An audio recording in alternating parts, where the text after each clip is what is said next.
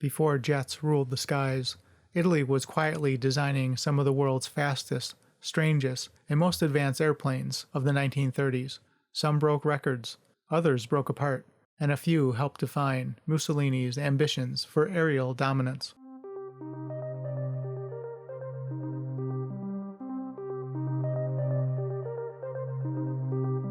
I'm Bill, and this is Buffalo Air Park. Let's dive in. Macchi-Castoldi M.C. 72, the fastest piston plane that ever lived. Forget speed limits. In 1934, Italy's MC 72 shattered the world speed record for piston aircraft, blasting past 440 miles per hour. This wasn't a prototype designed for the scrapyard. It was a fully functioning testbed with a 2,800 horsepower monster engine driving contra-rotating props. It even used an early symmetrical airfoil, something you'd later see on bombers like the B-17. Slick, bright red, and blindingly fast, the MC-72 still holds the piston speed record to this day. Savoia-Marchetti S79, the hunchbacked hawk. At first glance, it looks like a cigar with wings and 3 engines slapped on, but the Savoia-Marchetti S79 was no joke. It set a speed record over a 2,000 kilometer course carrying 2 tons at nearly 240 miles per hour.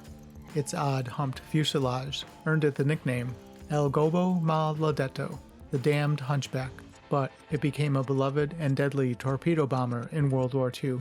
Its military sibling, the S-79B, even outperformed the American Martin 139 in Argentine trials, though politics handed the contract to Martin. Cant Z.506, the seaplane that could. Yes, that's right, a wooden floatplane with I can't painted on the fuselage. But this trim, tri-motored machine didn't just can, it did. Built under license from Pratt & Whitney, its 3 Fiat Hornet engines carried it past 200 miles an hour, setting an international record for seaplanes. It proved the Italians could mix grace with grit, especially when the water was your runway. Breda 88, the secret speedster. April 1st, 1937. The world thinks it's April Fool's Day, but Italy just dropped a serious bombshell.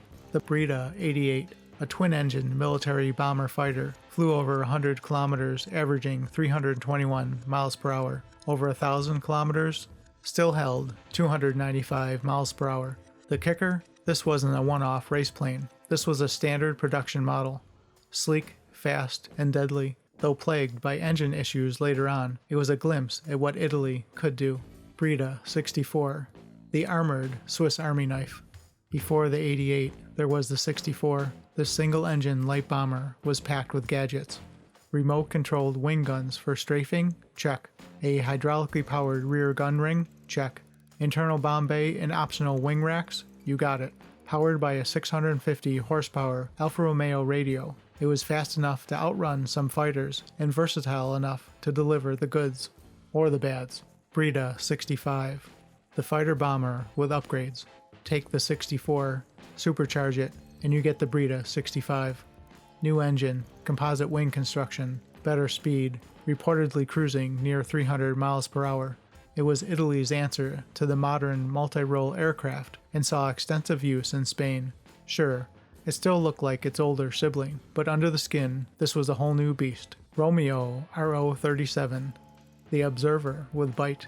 Originally built under the Fokker license, the Romeo company decided to go its own way. The RO37 was a classic biplane layout, but don't let that fool you. It could be fitted with either a Fiat V12 or a radial engine, had a 209 mile/hour top speed, 3 machine guns, and carried 180 kilos of bombs.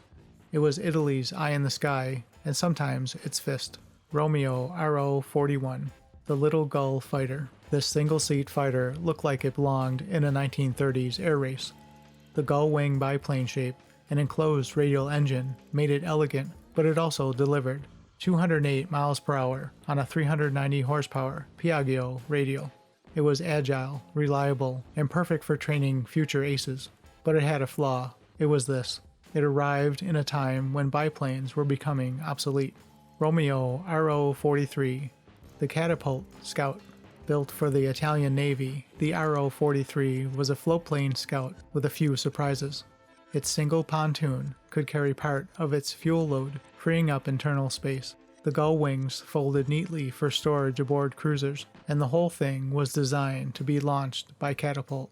At nearly 200 miles per hour top speed, it could outrun most ships, and maybe a few seagulls.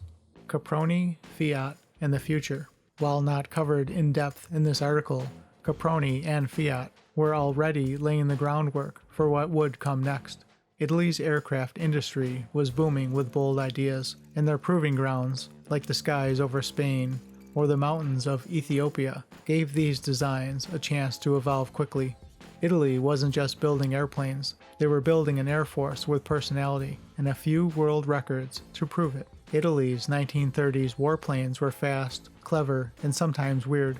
They didn't always succeed, but when they did, they made history. Some are forgotten now, overshadowed by larger war machines of World War II, but for a brief window in time, Italian design was at the cutting edge, and that's worth remembering.